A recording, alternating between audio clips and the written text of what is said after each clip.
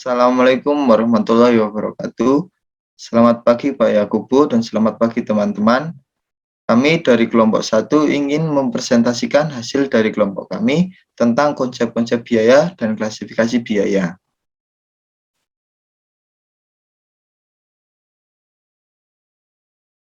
Berikut anggota kelompok kami ada Putri Zahrani Zati, Haikal Fuadi, Cahya Ramadhani, Jasmine Naisha Putri, Rafika Damayanti, Anang Firmansyah, Jihad Al-Faruq, Tuti Wahyuning Diah, dan Tasya Kurahma Alia Fadlina.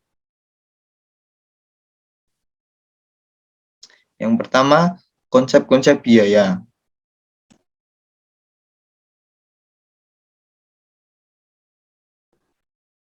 Pengertian konsep biaya.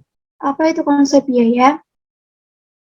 Biaya dapat diartikan biaya yang seluruh pengeluarannya terjadi secara langsung maupun tidak langsung dikeluarkan guna mendukung kegiatan tertentu, seperti untuk mendapatkan aset tetap atau kegiatan produksi. Definisi lain dari konsep biaya ialah sebagai pengukur seluruh elemen dalam laporan keuangan yang berbasis biaya historis. Dalam bahasa yang lebih mudah, biaya dapat diartikan harga yang telah disetujui para pihak yang bertransaksi saat terjadinya transaksi. Next. Yang kedua ada klasifikasi biaya. Yang pertama ada klasifikasi biaya berdasarkan fungsi perusahaan. Guna melaksanakan kegiatan produksi yang baik, perusahaan membagi jobdesk mereka sesuai dengan fungsi-fungsi pokok. Misalnya pada perusahaan pemfakturan, kegiatan dibagi ke dalam fungsi produksi dan fungsi non-produksi. Fungsi produksi sendiri bertugas untuk memproduksi barang, sedangkan fungsi non-produksi atau disebut juga dengan fungsi komersial, yaitu fungsi yang memperoleh keuntungan. Fungsi non-produksi terdiri atas fungsi administrasi dan fungsi pemasaran. Fungsi administrasi yaitu fungsi yang melakukan aktivitas akuntansi, personalia, dan lain sebagainya. Fungsi pemasaran yaitu fungsi yang melakukan aktivitas pemasaran produksi. Contohnya pada kegiatan promosi dan penjualan. Next. Berdasarkan fungsi yang ada pada biaya pemfakturan, biaya dikelompokkan menjadi 3. Yang pertama ada biaya produksi, yaitu biaya yang digunakan dalam mendapatkan bahan baku dan mengubahnya menjadi barang siap jual. Contohnya adalah perusahaan furniture. Perusahaan mereka membeli bahan baku kayu, kemudian mengubahnya ke dalam bentuk kursi dan meja. Ada juga perusahaan yang tidak menggunakan biaya produksi, contohnya adalah pada perusahaan jasa. Yang kedua ada biaya pemasaran, yaitu biaya yang digunakan dalam memasarkan produk, contohnya adalah biaya iklan. Yang ketiga ada biaya administrasi, yaitu biaya yang dikeluarkan dalam keperluan administrasi, contohnya adalah gaji pegawai pada bagian administrasi. Next.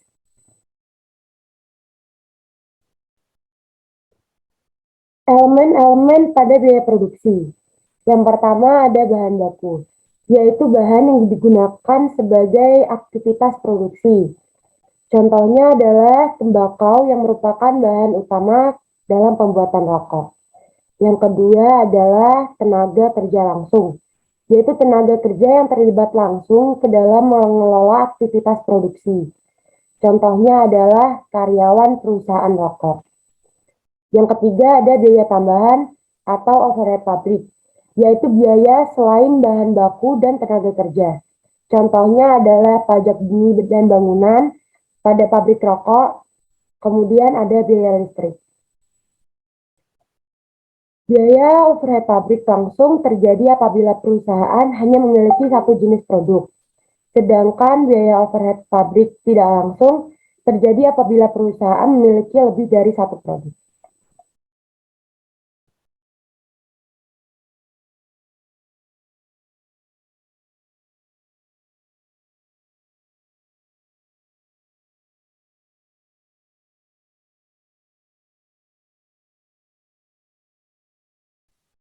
2. Klasifikasi biaya berdasarkan periode penandingan.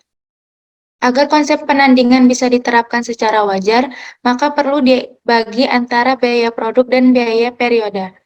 Yang pertama ada biaya produk. Biaya produk merupakan biaya untuk mendapatkan sebuah produk. Biaya produk ditandingkan dengan pendapatan pada saat penjualan produk. Biaya produk pada perusahaan pemanufakturan terdapat pada biaya langsung maupun biaya tidak langsung dalam membuat produk. Dan dalam perusahaan dagang, untuk mendapatkan barang dagang tersusun dari harga beli dan biaya pengangkutan. Biaya produk pada perusahaan dagang dan perusahaan pemanufakturan disebut inventoriable cost, yang artinya biaya melekat pada persediaan, bahwa barang yang belum dijual dilaporkan sebagai aset di dalam neraca, dan apabila barang sudah dijual, maka biaya yang melekat dilaporkan sebagai beban. Yang kedua ada biaya periode. Biaya periode merupakan biaya yang diidentifikasi dalam waktu tertentu, sebab tidak diperlukannya saat mendapatkan produk yang akan dijual.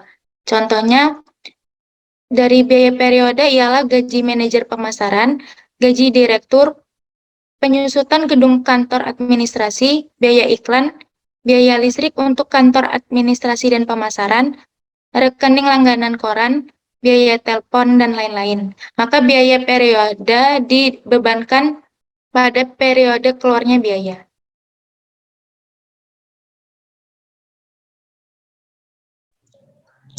Yang ketiga ada klasifikasi biaya berdasarkan dapat ditelusurinya ke objek biaya. Apapun yang menjadi sasaran biaya disebut sebagai objek biaya. Objek biaya dapat berupa produk, departemen, atau kegiatan. Selanjutnya ada biaya langsung dan biaya tak langsung. Biaya langsung merupakan biaya yang dapat dihubungkan secara langsung ke objek biaya tertentu sebab hanya dikeluarkan untuk satu objek biaya itu sendiri. Sedangkan biaya tidak langsung merupakan biaya yang tidak berhubungan secara langsung terhadap suatu objek biaya tertentu dan biasanya biaya yang dikeluarkan lebih dari satu objek. Oleh sebab itu, biaya tak langsung apabila objek secara individual tidak dapat ditelusuri, yang mana pembebanan biaya ke dalam berbagai objek biaya tersebut melalui proses sebuah pengalokasian. Biaya tak langsung harus dialokasikan ke berbagai objek biaya secara bersamaan untuk menerima manfaat biaya tersebut, yang mana pengalokasian ini dapat berguna juga untuk menentukan porsi biaya yang dapat dinikmati setiap objek biaya. Sebagai contoh, sewa peralatan kantor, seperti alat produksi yang digunakan dalam beberapa departemen dan dapat dialokasikan ke masing-masing departemen tersebut.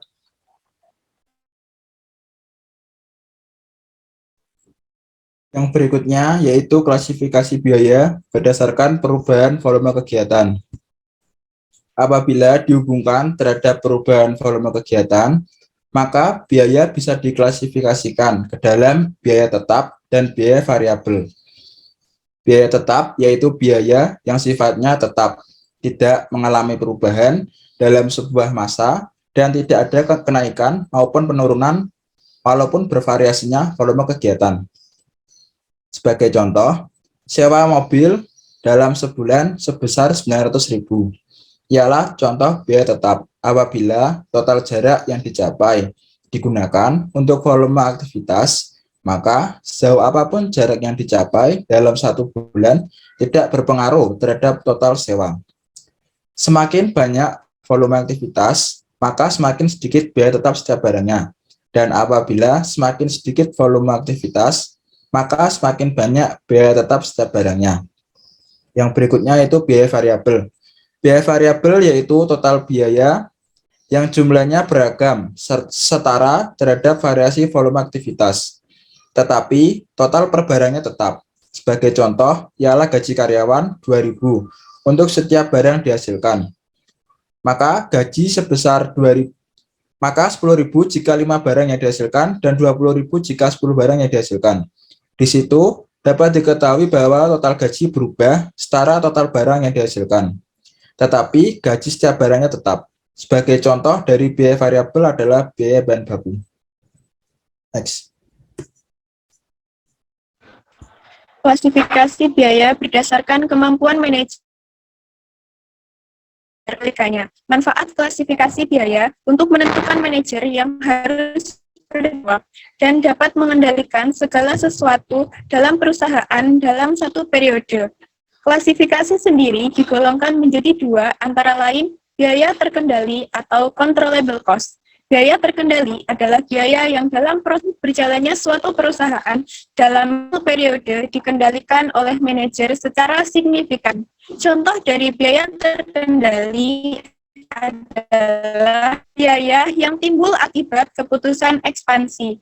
Kemudian ada biaya tak terkendali atau uncontrollable cost. Biaya tak dalam proses berjalannya suatu perusahaan dalam satu periode tidak dapat dikendalikan oleh manajer secara signifikan. Contoh dari biaya tak terkendali adalah manajemen menengah dan manajemen bawah.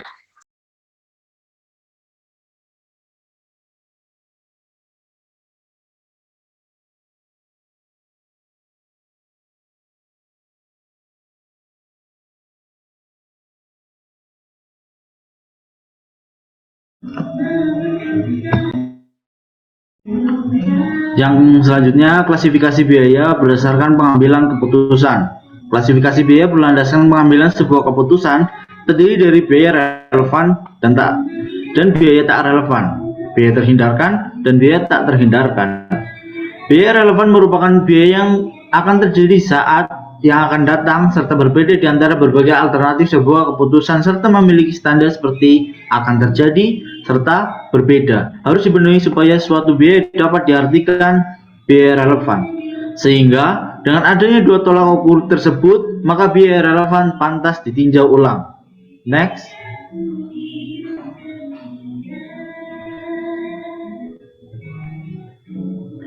Selanjutnya adalah biaya tak relevan. Merupakan biaya yang tidak dapat memenuhi maupun menutupi salah satu atau bahkan keduanya dari kriteria yang tertera pada biaya relevan. Selanjutnya ada biaya terhindarkan. Dapat diartikan biaya yang dapat dihindari apabila salah satu alternatif keputusan diambil. Sedangkan biaya tak terhindarkan apabila terdapat biaya penyusutan ruang. Next.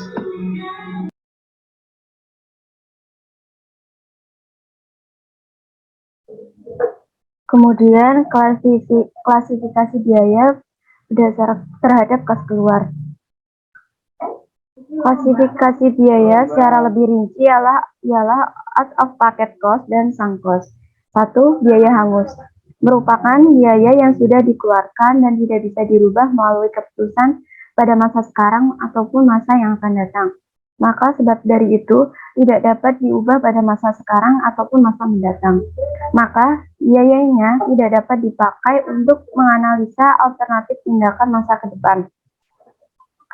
Contohnya, misalnya perumpamaan bahwa sebuah industri baru saja mengeluarkan kas sebesar 5 juta untuk membeli sebuah mesin penggiling gabah. Pengeluaran investasi ini sudah dilaksanakan akibat dari keputusan pada masa lalu. Maka biaya yang tertuju pada mesin giling tersebut ialah sunk cost. Mungkin dapat dianggap bila investasi tersebut tidak menguntungkan, namun ketetapan apapun yang akan diambil sehubung dengan mesin giling tersebut tidak bisa merubah jumlah biaya 5 juta tersebut. Kemudian yang kedua adalah biaya tunai, yang merupakan biaya yang memerlukan pengeluaran kas di masa mendatang akibat dari keputusan sekarang. Untuk contohnya, perusahaan memilih keputusan dalam melaksanakan ekspansi usaha. Keputusan tersebut mengakibatkan timbulnya biaya tertentu, misalnya upah karyawan yang akan dibekerjakan dan juga biaya bahan habis pakai yang bakal digunakan. Kemudian biaya tersebut sudah jelas merupakan barang yang membutuhkan pengeluaran kas. Seperti itulah biaya tunai.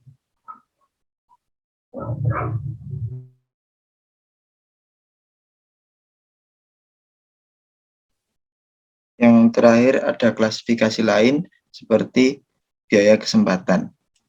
Biaya kesempatan sendiri adalah manfaat potensial yang hilang atau dikorbankan akibat dari memilih opsi tertentu.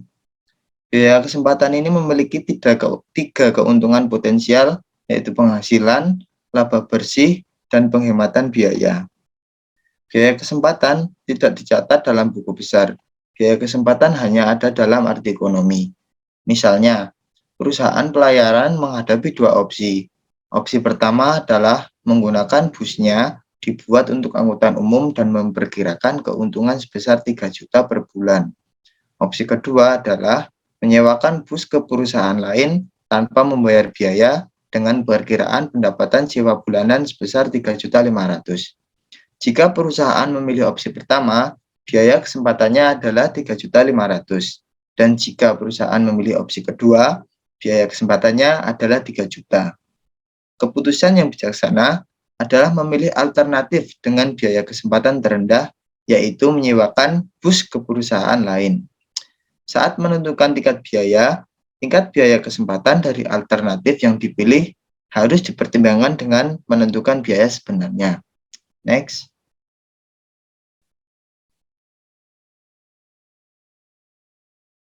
Sekian presentasi dari kelompok 1. Jika ada salah kata dan kekurangan, mohon maaf. Sekian, terima kasih. Wassalamualaikum warahmatullahi wabarakatuh.